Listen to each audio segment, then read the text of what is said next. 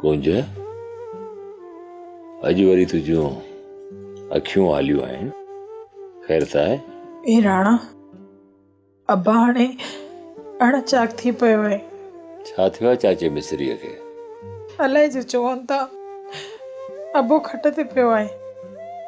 अहिड़ी ख़बर त मूं कान ॿुधी आहे। सॼो ॾींहुं ॻोठ जा माण्हू उतारे ते अचनि था वञनि था।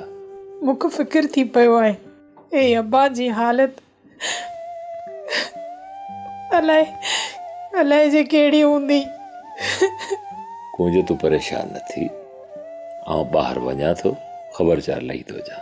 जेकॾहिं अहिड़ी ॻाल्हि हूंदी बि न त गॾिजी हलंदासीं, थींदासीं चाचे मिस्री रहो। ए राणा, ए पोइ सिघो वञनि, अब्बा जी ख़बरचार वठी अच तो हू कहिड़े हाल मंझि आहे। ख़तरे वारी ॻाल्हि कोन्हे। ए त आउं बि सम्झां थी, पर अलाए जेको मुख वहम अची वकोड़ियो आहे।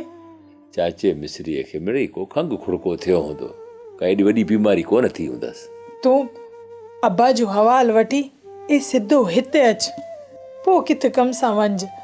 आओ मुंहिंजी मिठड़ी कुंज, इझो तुंहिंजो राणो हीअं वियो, इझो मोटी आयो ख़बर वठी।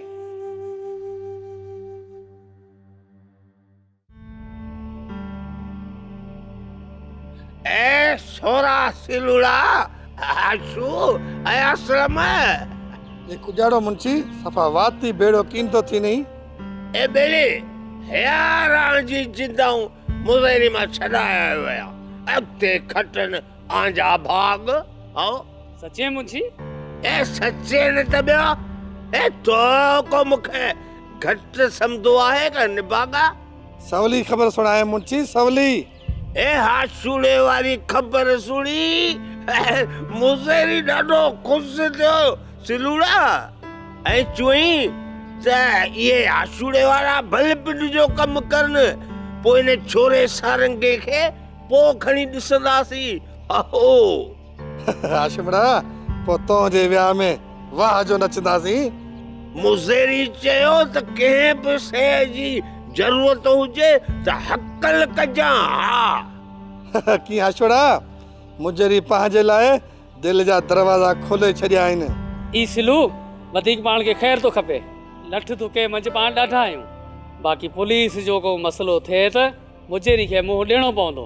ए हू आऊं सॼी ॻाल्हि मुज़ेरी खे सुणाए आयो आहियां। आओ हू चवे थो अखियूं पूरे पिया हलजां, ए पुलिस जे वार जो नालो बि कीम वठंदी। आओ त बस ॿी पाण खे परवाह ई कोन्हे मुंशी।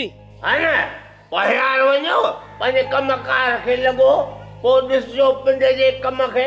आओ हलो हलो कम थी वियो। हलो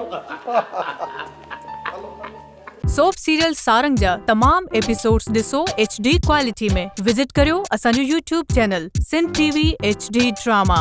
सब्सक्राइब कयो असांजो official YouTube channel Sindh TV HD drama ऐं वधीक अपडेट लाइ बेल आइकन खे क्लिक करियो।